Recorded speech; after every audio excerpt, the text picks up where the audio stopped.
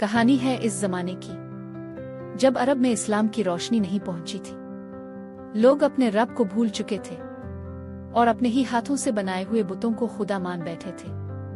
نجد کے علاقے میں ایک قبیلہ آباد تھا، بنو حنیفہ۔ دوسرے لوگ پتھر کے بت بناتے تھے، مگر اس قبیلے نے کھجور، مکھن اور شہد سے ایک میٹھا خدا بنا لیا، میٹھے بت کی عبادت۔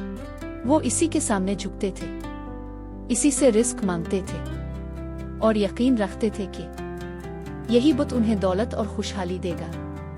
قحط کا آغاز، لیکن پھر وقت نے کروٹ لی۔ بارش رک گئی، زمین بنجر ہو گئی اور نجد کی سرزمین پر شدید قحط آ گیا۔ بھوک اور بے بسی، گھروں میں اناج ختم ہو گیا، بچے بھوک سے رونے لگے، بوڑھے کمزور ہو گئے اور موت ہر طرف نظر آنے لگی۔ ایمان کا امتحان۔ اب سوال یہ تھا، وہ خدا کہاں ہے جو رزق دیتا تھا؟ بھوک نے ایمان کو ہلا دیا اور مجبوری نے دلوں کو توڑ دیا۔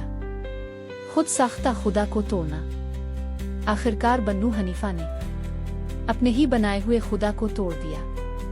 کھجور، شہد اور مکھن کے ٹکڑے زمین پر بکھر گئے۔ بت کو کھا لیا گیا جسے کل تک سجدے کیے جاتے تھے، آج اسی کو بھوک مٹانے کے لیے کھا لیا گیا۔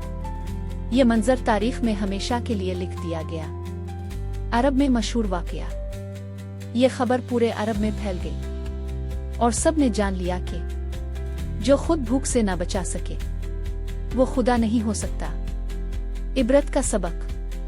یہ واقعہ ہمیں سکھاتا ہے کہ عبادت کے لائق صرف وہی ہے جو سب کو کھلاتا ہے مگر خود کسی کا محتاج نہیں۔ پیغام حق۔ وہی سچا رب ہے، اللہ، جو سب کا خالق ہے، سب کا رازق ہے اور ہمیشہ رہے گا۔